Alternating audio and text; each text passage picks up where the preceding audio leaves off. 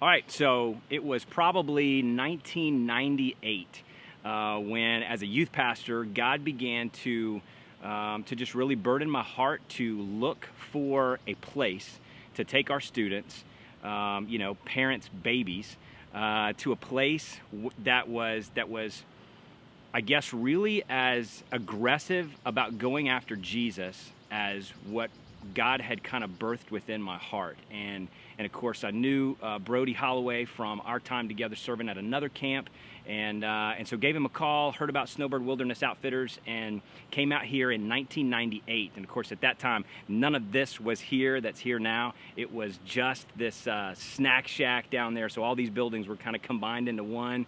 And I remember the screen that folded up into the rafters, and we did everything, all the games and crazy stuff on the rock, gravel bed deal, and then the screen came down and we did worship, and it was raining and blowing sideways in one time, and the Outfitters tents were awesome. We loved the outdoor showers. Our kids just had an absolute blast here in the midst of this beautiful creation. And one of the things that we loved about bringing students here was we saw these godly men of God. And I remember one night specifically just looking at some of my boys and really wanting them to make that transition into manhood from just, thinking like a child, acting like a child, to growing up and really having the example of these godly men that were here.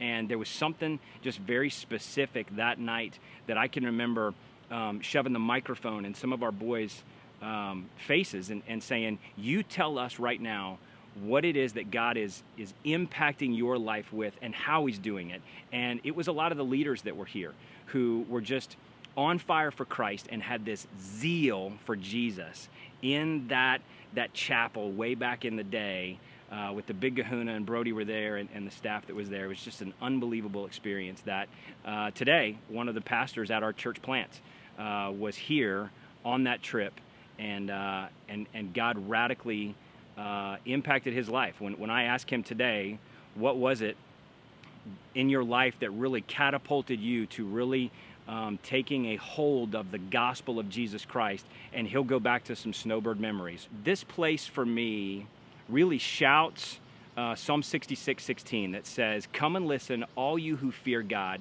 and let me tell you what he has done for me."